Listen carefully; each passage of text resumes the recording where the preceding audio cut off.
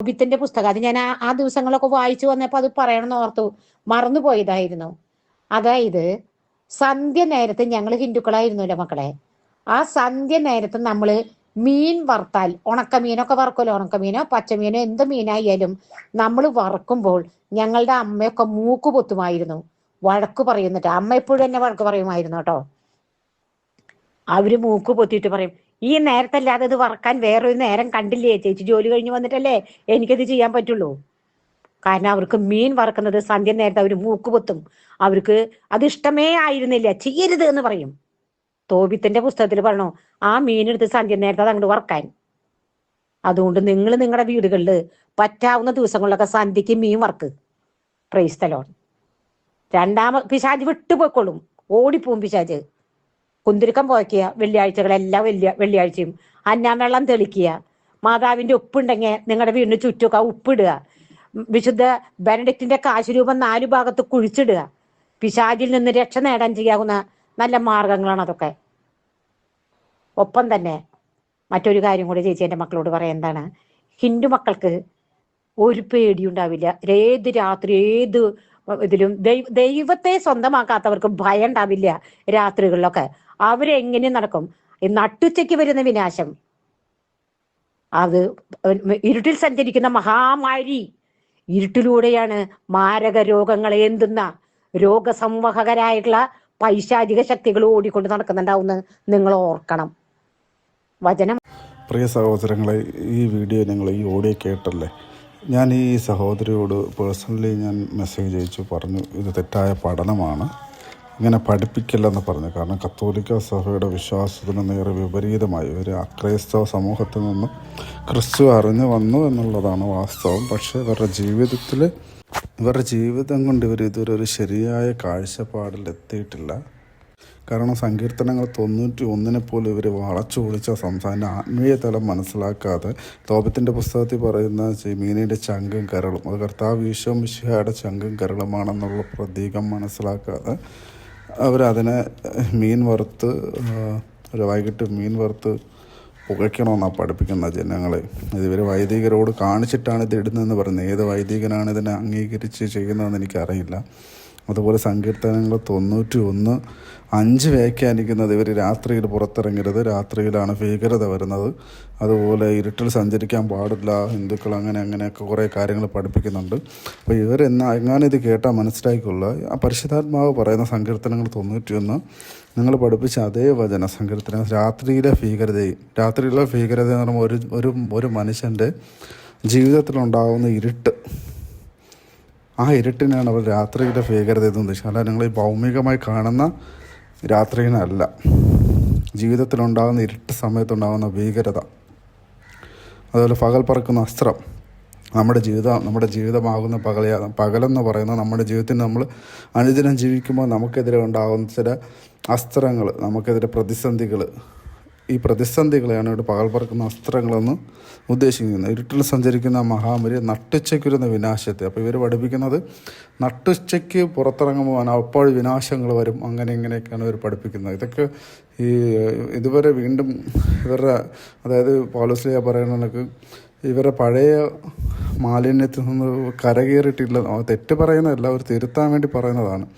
ഈ നട്ടുച്ചയ്ക്കൊരുന്ന വിനാശം, നട്ടുച്ചയ്ക്കെന്ന് പറയുമ്പോൾ നമുക്കറിയാം നട്ടുച്ച സമയം ഇത് എപ്പോഴും വചനത്തിൻ്റെ ആത്മീയ തലം നമ്മൾ എടുക്കണം. തമ്പുരാൻ പറയുമ്പോൾ അതിൻ്റെ ആത്മീയ തലം എന്താണെന്ന് നമ്മൾ മനസ്സിലാക്കണം. ഈ നട്ടുച്ചയ്ക്ക് ആരെങ്കിലും കണ്ടിട്ടുണ്ടോ വിനാശം വരുന്നത്? ഞാൻ പറയാം അതല്ല. നട്ടുച്ചയ്ക്ക് എന്ന് പറയുമ്പോൾ നമുക്ക് നട്ടുച്ച സമയത്ത് നമ്മൾ ക്ഷീണിച്ച് വെയിൽ കൊണ്ട് ദാഹിച്ച് ഇങ്ങനെ ക്ഷീണിച്ചിരിക്കുന്ന സമയമാണ്. നമ്മുടെ ജീവിതത്തിൽ ക്ഷീണിക്കുന്ന മേഖല ഉണ്ടാകും. നട്ടുച്ചയ്ക്കൊരുന്ന വിനാശം, നമ്മുടെ ജീവിതത്തിൽ ഉണ്ടാകുന്ന പ്രതിസന്ധികൾ മനസ്സിലാകുന്നുണ്ട്. അപ്പോൾ ഇതിനെയൊക്കെയാണ് കർത്താവ് ഇവിടെ മെയിൻ ചെയ്യുന്നത്. നിൻ്റെ പാർശ്വങ്ങൾ 1000 മനുഷ്യനൊക്കെ. അപ്പോൾ നട്ടുച്ചയ്ക്കിരുന്ന വിനാശം നിൻ്റെ ജീവിതത്തിൽ തളർന്നിരിക്കുമ്പോൾ നിനക്കുണ്ടാകുന്ന തകർച്ചകളും പ്രശ്നങ്ങളും വരുമ്പോഴും അവിടെ നീ കർത്താവിൽ ആശ്രയിക്കണം എന്നുള്ളതാണ് ഇവിടെ ഉദ്ദേശിക്കുന്നത്. അല്ലാതെ നട്ടുച്ചയ്ക്കും പാതിരാത്രിയും ഇതൊക്കെ നിങ്ങളെ ഭയപ്പെടുത്തുന്ന ഹൈന്ദവർ പറയുന്ന പോലെ പലതരം രൂപങ്ങളും ഭാവങ്ങളും വരുമെന്നല്ല ഉദ്ദേശിക്കുന്നത് കേട്ടോ. പൈശാചിക ബാധമുള്ളൊരു ഭാവന വീടാണെങ്കിൽ അതിന് നട്ടുച്ചെന്ന പകലൊന്നും ഏത് സമയവും പൈശാചിക ആക്രമണം ഉണ്ടാകും. അതൊരു വേറൊരു മേഖലയാണ്. അപ്പോൾ ഈ അറിഞ്ഞൂടാതെ ആവശ്യമില്ലാതെ നമ്മുടെ ഇഷ്ടത്തിന് വചനത്തെ നമ്മൾ വളച്ചൊടിക്കല്, അത് പ്രത്യേകം ശ്രദ്ധിക്കുക ആര് തന്നെയായാലും. സിംഹത്തിൻ്റെ അണലിയുടെ മേൽ നീ ചവിട്ടി നടക്കും. അപ്പം ഞാൻ ചോദിക്കുന്നത്, ഈശോ പറയുകയാണ് സിംഹത്തിൻ്റെ അണലിയുടെ മേൽ ചവിട്ടി നടക്കും. എന്താണ് സിംഹത്തിൻ്റെ അണലിയുടെ? നീ യേശു ക്രിസ്തു അറിഞ്ഞു അല്ലെങ്കിൽ ദൈവ സംരക്ഷണം ഉണ്ടെന്ന് വെച്ച് നീ പോയി അണലിയുടെ മേൽ ചവിട്ടി നടക്കാൻ നിനക്ക് പറ്റുമോ? അല്ലെങ്കിൽ സിംഹത്തിൻ്റെ മേൽ നിനക്ക് ചവിട്ടി നടക്കാൻ പറ്റുമോ? ഒരിക്കലും ഇല്ല. ഈ സിംഹത്തിൻ്റെ അണലിയുടെ എന്ന് പറയുമ്പോൾ ലൂക്ക 10:10 ഇതാ പാമ്പുകളുടെയും തേളുകളുടെയും ശത്രുവിൻ്റെ സകല ശക്തികളുടെയും മീതെ നിങ്ങൾക്ക് ചവിട്ടി നടക്കാൻ ഞാൻ അധികാരം തന്നിരിക്കുന്നു. കണ്ടോ? അതായത് സിംഹത്തിൻ്റെ തേളുകളുടെയും മേൽ ചവിട്ടി നടക്കുക എന്ന് പറഞ്ഞാലും നിങ്ങൾക്കെതിരെ വരുന്ന ദുഷ്ടപിശാചുക്കൾ, സർപ്പത്തിൻ്റെ അണലികൾ, സർപ്പം, പിശാച്, പാമ്പുകളുടെയും തേളുകളുടെയും ശത്രുവിൻ്റെ സകല ശക്തികൾ. അപ്പോൾ ശത്രുവിൻ്റെ സകല ശക്തികളെ ദൈവം അങ്ങനെ ഒരു കാവ്യാത്മകമായിട്ട് നിങ്ങൾക്ക് പറഞ്ഞു പിശാചിൻ്റെ പ്രവൃത്തികളെ നിങ്ങൾക്ക് കാണിച്ചു തരുന്നു. അതിൻ്റെ മേൽ നിങ്ങൾക്ക് മന്ത്രവാദം, ശുദ്രവിദ്യ, ആഭിചാരം, കൂടോത്രം, ദൃഷ്ടിദോഷം, ഇതിൻ്റെ മേലിൽ ഇങ്ങനത്തെ തിന്മകളുണ്ട്, ഇതിലൊന്നും എടുത്തു കളയേണ്ട, ഇതിൻ്റെ മേൽ ചവിട്ടി നടക്കാൻ നിങ്ങൾക്ക് അധികാരം തന്നിരിക്കുകയാണ്. ഇതാ കർത്താവ് പറയുന്നത്. അപ്പം ഈ പറയുന്ന കണക്ക് ലൂക്ക 10:19 എടുത്തിട്ട് പറയുന്ന നാളെ മുതൽ പഠിപ്പിക്കും, സർപ്പങ്ങളെയും പാമ്പുകളുടെയും തേളുകളുടെയും ഇത് ചവിട്ടി നടന്നുകൊള്ളുക. നിങ്ങളുടെ വീടിൻ്റെ ഫ്രണ്ടിൽ കൂടെ പോകുമ്പോൾ നിങ്ങൾക്ക് ചവിട്ടി നടക്കാതെ കർത്താവ് അങ്ങനെയല്ല പഠിപ്പിക്കേണ്ടത്. അത് തെറ്റായ പഠനമാണ്. അപ്പോൾ അത് മനസ്സിലാക്കുക, വചനം അതിൻ്റെ രീതിയിൽ വ്യാഖ്യാനിക്കുക. ആ സിസ്റ്റർ ഞാനിത് കേൾക്കുകയാണെങ്കിൽ ദൈവം നിങ്ങളെ മനസ്സിലാക്കി തരട്ടെ എന്ന് പ്രാർത്ഥിക്കുന്നു. അതുപോലെ തന്നെ പ്രിയ സഹോദരങ്ങളെ, മറ്റൊരു വീഡിയോയിൽ സഹോദരി പറയുന്നുണ്ട്, ഉള്ളംകൈ കടിക്കുന്നു, കണ്ണുകൾ പിടയ്ക്കുന്നു, ഇതൊക്കെ നിസ്സാരമായ കാര്യങ്ങളല്ല, ഇത് ദൈവികമായ കാര്യങ്ങളാണെന്നൊക്കെ പഠിപ്പിക്കുന്ന ഒരു തെറ്റായ പ്രബോധനം. ഇത് ഇവർ ഏത് ഇടവകയാണെന്ന് വെച്ചാൽ ഒന്നുകിൽ ആ ഇടവക പറയുക, നമ്മൾ വൈദികരോട് പോയി ഇത് ഈ വീഡിയോ കാണുന്ന ആരെങ്കിലും ഉണ്ടെങ്കിൽ ആ ഇടവകയിലെ വൈദികനോട് സംസാരിക്കുക. അത് ഏത് വൈദികനാണ് അനുവാദം കൊടുക്കുന്നതെന്ന് അറിയണമല്ലോ. അപ്പം ഒന്ന് ഇവർ അക്രൈസ്തവ, ഇവരുടെ ചിന്തകളെല്ലാം ഇപ്പോഴും അക്രൈസ്തവ ചിന്തകൾ നിന്നുകൊണ്ടാണ് ഇവർ ഇത് സഭയുടെ ഒരു പഠനമേ അല്ല. കത്തോലിക്ക സഭയോ എന്താണ് സഭ പഠിപ്പിക്കില്ലെന്ന് പറയുന്നത് അത് അവരവരുടെ ഇഷ്ടത്തിന് ക്രിസ്തു അറിഞ്ഞുകൊണ്ട് അവർ രണ്ടും കൂടെ മിക്സ് ചെയ്ത് പഠിപ്പിക്കുകയാണ്. അവിയലും ചോറും കൂടെ ചേർത്ത് ഒരുമിച്ചിട്ട് കലർത്തി കൊടുക്കുകയാണ്. അപ്പം ഇത് തെറ്റായ പഠനമാണ്. ഇത് ആരെങ്കിലും, ഞാൻ ഇത് പണ്ട് ഇവരെ എതിർത്തിട്ടുണ്ട്, സംസാരിച്ചിട്ടുണ്ട്. അപ്പോൾ അവരെ നമ്മൾ തർക്കിക്കുന്നു എന്നുള്ള ഒരു മെൻറ്റാലിറ്റിയിലാണ് അവർ സംസാരിച്ചത്. അത് ഈ കാര്യത്തിലല്ല, വേറെ 1-2 കാര്യങ്ങൾ. അപ്പോൾ അതൊട്ട് ശരിയുള്ള കാര്യമല്ല. യൂട്യൂബ് ഇത്രയും ജനങ്ങൾ കാണുന്ന ഒത്തിരി പേർക്ക് വീണ്ടും അവർ അന്ധതയിലോട്ട് നയിക്കുന്ന ഒരു പ്രബോധനമാണ് ഇവർ നൽകുന്നത്. ഇത് ഇവരറിയാവുന്ന വൈദികർ ഒന്നുകിൽ ഇത് സ്റ്റോപ്പ് ചെയ്യിപ്പിക്കുക, അല്ലെങ്കിൽ സഭയിൽ നിന്നും മാറ്റി നിർത്തിയിട്ട് പഠിപ്പിക്കാൻ പറയുക. അത് സഭയോ കത്തോലിക്കോ വിശ്വാസത്തിലില്ലാത്ത പഠനമാണ്.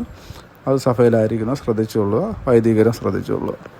ഈ കണ്ണ് തുടിക്കുക, കൈ കടിക്കുക, ഇതാണ് ഈ ശകുനം നോക്കുക. ദൈവം ശകുനം നോക്കല്ലെന്നാണ് പഠിപ്പിച്ചത്. ശകുനം നോക്കുന്നവൻ ശപിക്കപ്പെട്ടെ, അവൻ ദൈവത്തിന് എതിരെ നിന്നുകൊണ്ട് പുറംതിരിഞ്ഞ് നിൽക്കുന്നവനാണ്. സത്യദൈവ വിശ്വാസത്തിനെതിരെ പഠിപ്പിക്കുന്ന ഈ പ്രചോദനം വളരെ തെറ്റാണ്. ഇത് 1-ാം പ്രമാണ ലംഘനമാണ് ഇവർ വീണ്ടും പഠിപ്പിക്കുന്നത്. ശകുനം നോക്കുക എന്ന് വെച്ചാൽ ഇവർ ദൈവത്തെ വീണ്ടും വിലയില്ലാത്തവനായിട്ട് കാണുകയാണ്. നിൻ്റെ ദൈവത്തോട് നീ പറയാണ് കണ്ണ് തുടിക്കുന്നു, കൈകൾ ചൊറിയുന്നു, നീ പറയാണ് അവിടെ നിന്നാണ് എൻ്റെ സങ്കേതം, എൻ്റെ കോട്ട, ഞാൻ ആശ്രയിക്കുന്ന ദൈവവും. ഏതാണ്? കണ്ണും തുടിക്കുന്ന കണ്ണും ചൊറിയുന്ന കൈകളുമാണ് ദൈവവും സങ്കേതവും കോട്ടയെന്ന് കൽപ്പിക്കുകയാണ്. ദൈവത്തെ വിൽക്കുകയാണ് ചെയ്യുന്നത്. അപ്പോൾ ഈ പ്രബോധനം തീർത്തും കത്തോലിക്ക വിശ്വാസത്തിലുള്ളതല്ല. ഈ സഹോദരി ഇത് കേൾക്കുന്നുണ്ടെങ്കിൽ മനസ്സിലാക്കിക്കൊള്ളുക. അല്ലെങ്കിൽ നിങ്ങൾ ഏത് വൈദികരാണോ അത് നിങ്ങൾ ബോധ്യപ്പെടുത്തുക, ഞങ്ങൾ അവരോട് സംസാരിക്കുക. ഇനിയും സഹോദരങ്ങളിൽ ഇവരുടെ അടുത്ത പഠനം പിച്ചള സർപ്പം. എല്ലാവരും അവരുടെ ഭവനങ്ങളിൽ പിച്ചള സർപ്പത്തെ ഉണ്ടാക്കി ഉയർത്തി വെച്ചിരിക്കണമെന്നായിരിക്കും അടുത്ത പഠനം. കാരണം നമുക്കറിയാമല്ലോ, പഴയ നിയമത്തിൽ പിച്ചള സർപ്പത്തെ നോക്കിയവരെല്ലാവരും അവർ പാമ്പ് കടിയിൽ നിന്നും രക്ഷപ്പെട്ട ഒരു സംഭവം നമുക്കറിയാമല്ലോ. അപ്പം പിച്ചള സർപ്പത്തെ പിടിച്ചു കഴിഞ്ഞാൽ ഇനി നമ്മുടെ വീട്ടിൽ പാമ്പ് വരില്ല എന്നടുത്ത് അത് വായിച്ചിട്ട് അങ്ങനെ വരും. അപ്പോൾ അത് കർത്താവ് ഈശോ മിശിഹ മരിച്ചവരിൽ നിന്ന് ഉയർത്തപ്പെടണം എന്നുള്ള പ്രതീകമാണെന്നുള്ള തിരിച്ചറിവ് അവർക്ക് കിട്ടിയിട്ടില്ല. അവരിപ്പോഴും അവർ അവർ ക്രിസ്ത്യാനിയായി ചിലപ്പോൾ പക്ഷേ ക്രിസ്ത്യനെ അറിഞ്ഞതേ കാണുള്ളൂ. അപ്പോൾ അന്ന് വെച്ച് വചനം വായിച്ചിട്ട് അതെല്ലാം ഇങ്ങനെ കിടക്കുന്നതാണ്. അവർ വീണ്ടും പഴയ കഥാപുസ്തകങ്ങൾ വായിക്കുന്ന അവരുടെ അതേ മെൻറ്റാലിറ്റിയിലാണ് അവർ ബൈബിളെ കണ്ടിരിക്കുന്നത്. അപ്പം നിങ്ങൾ ആര് തന്നെയായാലും സഹോദരി, ഇതിൻ്റെ ഇതിൻ്റെ വചനത്തിൻ്റെ അർത്ഥം മനസ്സിലാക്കി വേണം മക്കളോട് പറയുവാൻ വേണ്ടി. അതായത് സങ്കീർത്തനങ്ങൾ 91 വായിച്ചിട്ട് ഈ സഹോദരി പറയുകയാണ്, ഇരുട്ടിലാണ് മഹാമാരികൾ, രോഗങ്ങൾ വരുന്നതെന്നൊക്കെയാണ് അവർ പഠിപ്പിക്കുന്നത് ജനങ്ങളെ. വചനം അങ്ങനെയല്ല. പിന്നെ കർത്താവ് തൻ്റെ ദാസർക്ക് അവർ ഉറങ്ങുമ്പോൾ വേണ്ടത് അവർക്ക് ചെയ്യുന്നു. അപ്പം രാത്രിയിൽ ഉറങ്ങുമ്പോൾ ദൈവം തൻ്റെ മക്കൾക്ക് വേണ്ടത് ചെയ്തു കൊടുക്കുന്നു. പ്രാർത്ഥിച്ചുകൊണ്ട് കിടക്കുമ്പോൾ അല്ലെങ്കിൽ പ്രാർത്ഥിച്ചുകൊണ്ട് നടക്കുമ്പോൾ രാത്രി യാമങ്ങളിൽ കർത്താവ് ആ മക്കൾക്ക് വേണ്ടത് ചെയ്തു കൊടുക്കുന്നു. അപ്പം ഈ രാത്രി എന്ന് ഉദ്ദേശിക്കുന്ന സങ്കീർത്തനങ്ങളിൽ പറയുന്ന രാത്രി എന്ന് ഉദ്ദേശിക്കുന്നത് ജീവിതത്തിൻ്റെ ഇരുട്ടാണ്. അപ്പോൾ ഈ വചനം അതിൻ്റെ ആത്മീയ തലം അറിയാതെ സംസാരിക്കുന്നതാണ് ഇവർക്ക് പറ്റുക. കാരണം ഏതെങ്കിലും കത്തോലിക്കർ ഇവരെ ഫോളോ ചെയ്യുന്നുണ്ടെങ്കിൽ ഒന്നുകിൽ അതൊന്ന് മാറുക, അത് നിങ്ങളുടെ ആത്മാവിന് നാശം ഉണ്ടാക്കും, സൂക്ഷിച്ചുകൊള്ളുക.